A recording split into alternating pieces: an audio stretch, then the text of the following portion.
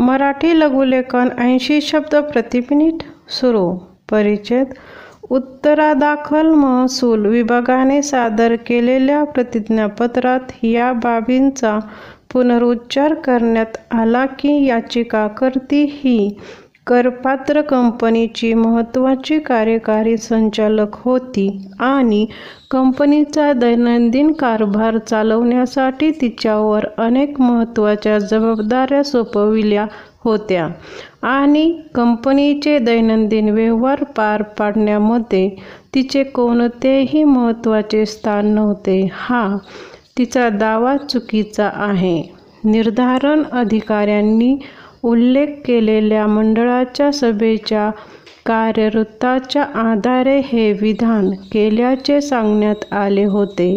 म्हणून अशी विनंती करण्यात आली की कायद्याच्या कलम 179 अन्वये याचिकाकर्ती विरुद्ध योग्य प्रकारे कार्यवाही सुरू करण्यात आली होती.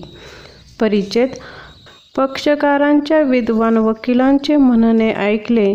कायद्याचे कलम 179 इतर गोष्टींबरोबरच याही बाबींचा विचार करते की जेव्हा एखाद्या खाजगी कंपनीकडून एखाद्या मागील वर्षाच्या एखाद्या उत्पन्नाबाबत देय असलेली देणी वसूल होऊ शकत नाहीत, तेव्हा संबंधित मागील वर्षातील खाजगी कंपनीचा संचालक असलेली प्रत्येक व्यक्ती कोणत्याही वेळेस अशा प्रकारचे प्रदान करण्यात संयुक्तपणे आणि पृथक्पणे जबाबदार असेल, जोवर सदर व्यक्ती हे सिद्ध करत नाही की वसुली न होणे या बाबींचा संबंध कंपनीच्या कारभारासंदर्भात त्या व्यक्तीकडून झालेल्या पूर्ण दुर्लक्ष, अपकार्य किंवा कर्तव्यभंग या बाबींशी जोडता येणार नाही. म्हणून त्यात पुढे असे नमूद केले आहे की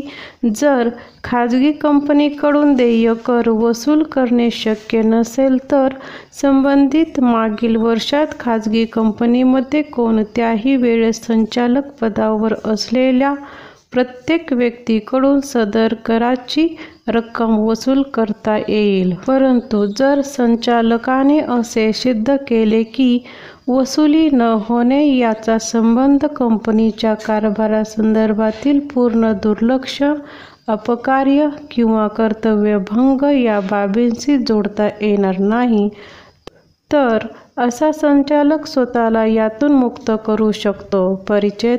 जिथे या कलमाच्या पहिल्या भागाच्या आवश्यकतेचा संबंध आहे, तिथे कायद्याच्या कलम 179 अन्वये पारित केलेल्या आदेशावरून असे दिसून येते की मेसर्स कैसन ऑटोमेशन प्रायव्हेट लिमिटेड या कंपनीकडून वसुली करण्यासाठी पावले उचलली गेली होती, ज्यामध्ये कंपनीच्या बँक खात्यावर टांच आणण्याचा समावेश आहे, परंतु त्यातून काहीही निष्पन्न झाले नाही.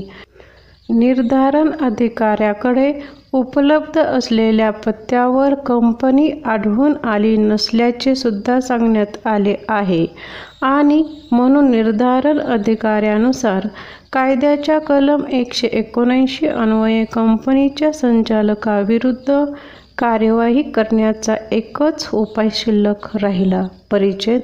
याचिकाकर्तीची भूमिका अशी आहे की ज्या अर्थी कंपनीच्या कारभारासंदर्भात तिच्याकडून पूर्ण दुर्लक्ष, अपकार्य किंवा कर्तव्यभंग झालेले नाही, त्या अर्थी तिच्या विरुद्ध कार्यवाही करता येणार नाही. परंतु निर्धारण अधिकाऱ्याने हे विधान अमान्य केले. या बाबींवर भर देण्यात आला की याचिकाकर्तीला किमान माहे सप्टेंबर 2009 मध्ये कंपनीमध्ये काढून टाकण्याच्या दिनांकापर्यंत तिचा कंपनीच्या कारभारात सक्रिय सहभाग होता आणि कंपनीच्या कारभारासंदर्भात तिच्याकडून पूर्णतः दुर्लक्ष, अपकार्य किंवा कर्तव्यभंग झालेला नाही, हे सिद्ध करण्यात ती अपयशी ठरली असा निर्णय देण्यात आला. स्टॉप.